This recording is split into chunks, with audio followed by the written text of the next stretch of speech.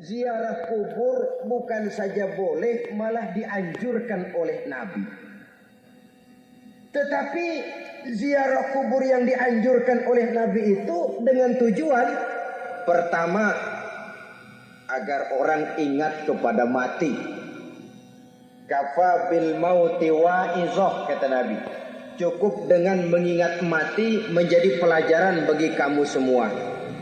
Maka etikanya diajarkan, kalau saudara ziarah kubur sampai di depan pintu kubur itu kan, Assalamualaikum ya ahlal kubur wa inna insyaallahu bikum lahikun. Kami satu saat insya Allah pasti akan menyusul kamu. Kalau kamu sekarang berbaring di sini, satu saat kami akan berbaring di sini. Ziarah kubur mengingatkan orang kepada mati. Orang yang ingat kepada mati, gaya hidupnya lain dengan orang yang tidak ingat mati. Nah, orang kalau nggak ingat mati, gaya hidupnya nggak terkontrol. Kalau dia berkuasa, Fir'aun. Itu nggak ingat mati. Kalau dia kaya, Korun. Sudah gambarannya nggak merupakan gambaran-gambaran yang baik. Orang yang ingat mati, dia berkuasa, dia berlaku adil. Satu saat saya akan mati dan ini akan dimintakan pertanggungan jawab. Orang kaya ingat mati, dia akan jadi pemurah. Kenapa? Kalau saya diberikan ilmu, pertanyaan akhirat cuma satu, ilmumu kau amalkan untuk apa? Kalau saya diberikan umur panjang, pertanyaan akhirat cuma satu, umurmu kau habiskan di mana? Tapi jikalau saya diberikan harta, pertanyaan akhirat ada dua, hartamu kau dapat dari mana, kau belanjakan kemana? Depannya ditanya, belakangnya ditanya, dapat dari mana, dibelanjain kemana? Sebab dua-duanya berkaitan dengan kegiatan. Kadang-kadang dapatnya dari jalan yang baik, tapi keluarnya ke tempat yang tidak baik, itu pun tidak betul. Atau dapatnya dari yang tidak baik, tapi dibelanjakan untuk yang baik, itu pun tidak bisa diterima. Oleh karenanya, dengan mengingat mati, gaya hidup seseorang jadi terkontrol karenanya. Yang kedua, dianjurkan kita untuk berziarah kubur itu mendoakan orang-orang yang sudah meninggal.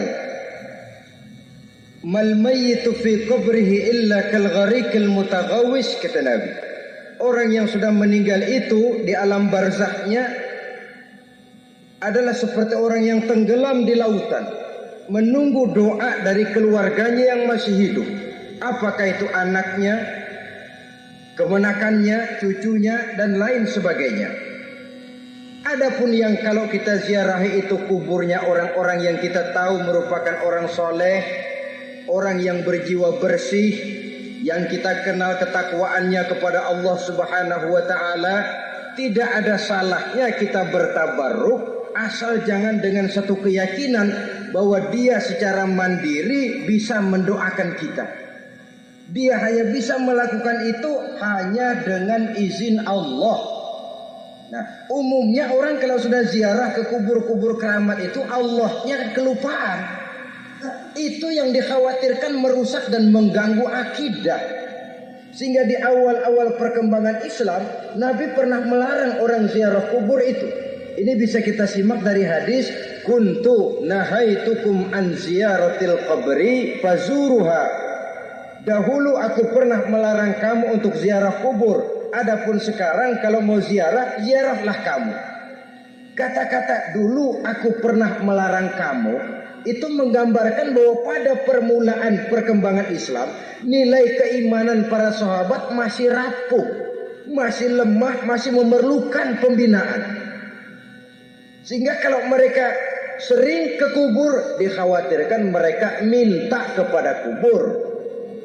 Nah, tetapi tatkala nilai keimanannya sudah mapan, sudah kuat, kata Rasul, fazuruha. Adapun sekarang kalau mau pergi berziarah, ziarahlah kamu. Saudara hadirin yang saya muliakan, jadi jangan melupakan Allah. Saya bisa saja berkata, kalau saya misalnya pakai cincin, lalu saya bilang, saya Sejak pakai cincin ini, jangan anak gadis, nenek-nenek ngelihat saya lemes. Atau sejak pakai cincin ini, dagangan laris bener.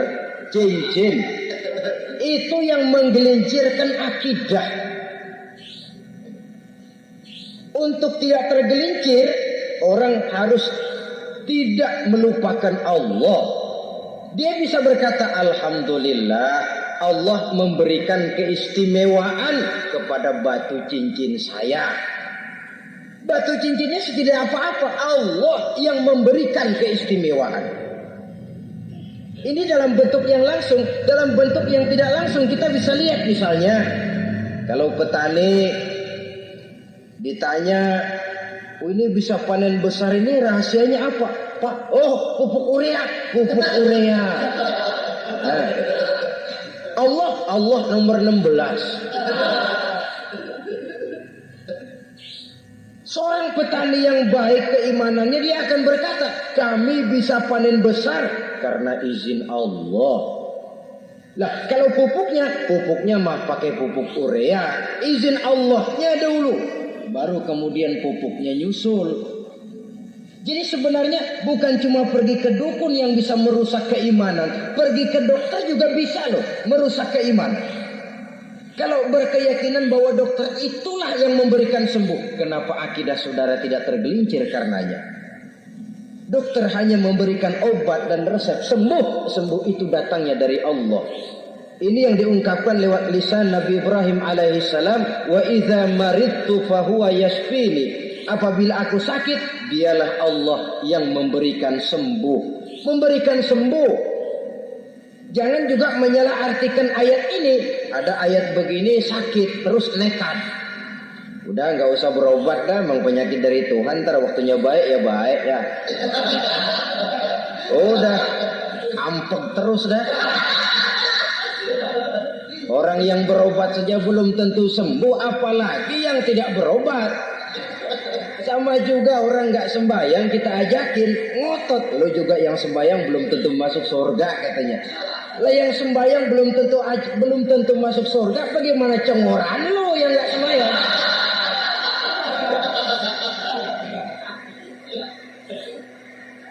Saudara hadirin yang saya muliakan, kaum muslimin yang berbahagia. Jadi dengan demikian, maka jangan menghilangkan Allah. Kita, ajaran pokok dalam Islam adalah ajaran tentang tauhid. Tauhid ini menyangkut mengesahkan Allah, baik di dalam zatnya, baik di dalam sifatnya, baik di dalam perbuatannya, baik di dalam beribadah kepadanya. Tauhid dalam ibadah itu ada. Tauhid dalam zat artinya zat Allah itu tidak tersusun, tidak terdiri dari bagian-bagian yang bisa dipecah-pecah. Ya seperti kita ini kan ada kepala, ada kaki, ada tangan. Allah tidak tersusun zatnya dari bagian-bagian. Esa zatnya tidak bisa dibagi-bagi. Esa sifatnya artinya Allah itu sifatnya tidak pernah berubah. Sejak dahulu sampai sekarang Allah itu cinta kepada orang beriman yang melakukan kebaikan. Dan Allah benci kepada orang kufur yang melakukan kejahatan. Mustahil satu saat Allah berubah. Orang kufur yang berbuat kejahatan didemenin, orang mukmin yang berbuat kebaikan dikeselin. Misalnya tahun 2000 Tuhan giliran jengkel sama orang mukmin. Itu mustahil, dia esa di dalam sifatnya. Lain dengan sifat kita manusia. Sifat kita ini kan relatif. Ada saatnya kita senang, lain saat yang kita senang betul kita caci maki.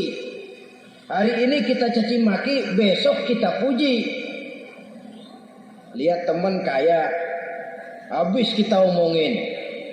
Boleh jadi dia kaya, kenapa? Dukunnya 36.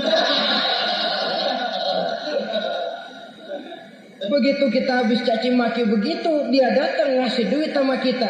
Cacian itu bisa berubah menjadi pujian. Lu ya emang bukan main dah. Sifat kita itu relatif, bisa terpengaruh oleh situasi dan kondisi. Saudara hadirin yang saya hormati, kaum muslimin yang berbahagia, Allah juga esa di dalam perbuatannya. Artinya, di dalam menciptakan apapun yang akan diciptakan oleh Allah, di dalam melakukan apapun yang akan dilakukan oleh Allah, tidak terikat kepada faktor lain, tidak memerlukan bantuan lain. Dia adalah mutlak. Nah, kemudian kita mengesahkan Allah dalam zatnya, mengesahkan Allah dalam sifatnya, mengesahkan Allah dalam perbuatannya. Belum tentu berarti kita mengesahkan Allah dalam ibadahnya. Sebab banyak orang yang yakin betul Allah itu esa, teguh dengan pendiriannya.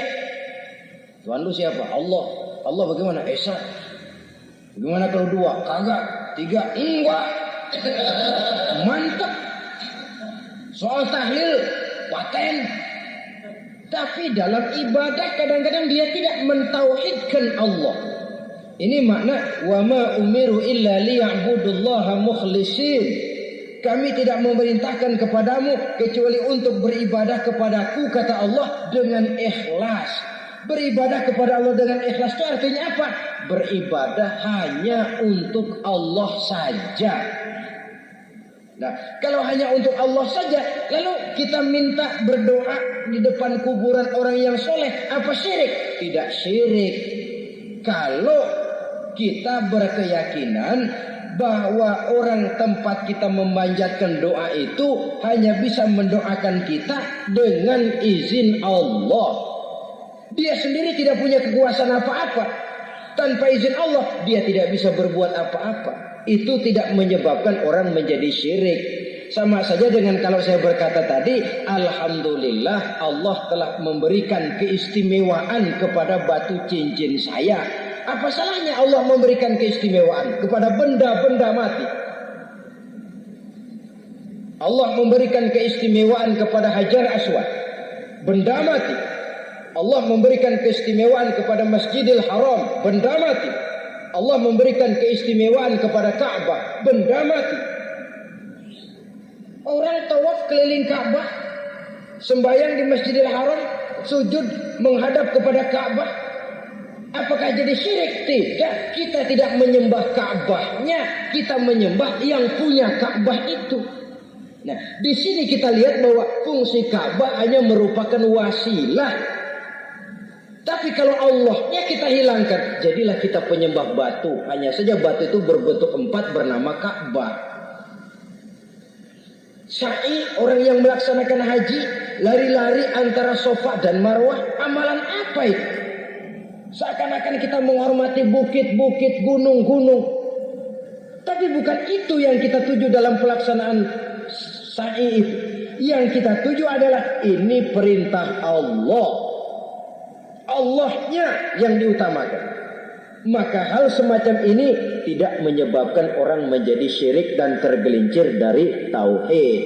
Tapi kalau ziarah kubur dengan niat cari buntutan, cari nomor yang cocok, ini niatnya saja sudah salah. Nah, kalau berangkat dengan niat yang salah, sampai di sana saya yakin, seyakin-yakinnya amalannya pasti salah. Nah, kubur yang diziarahin bukan kubur orang soleh. Yang mana ada orang soleh ngasih kode buntut. Ada juga orang salah, bukan orang soleh itu. Kadang-kadang dia nggak tahu kuburan siapa, nongkrong aja di situ.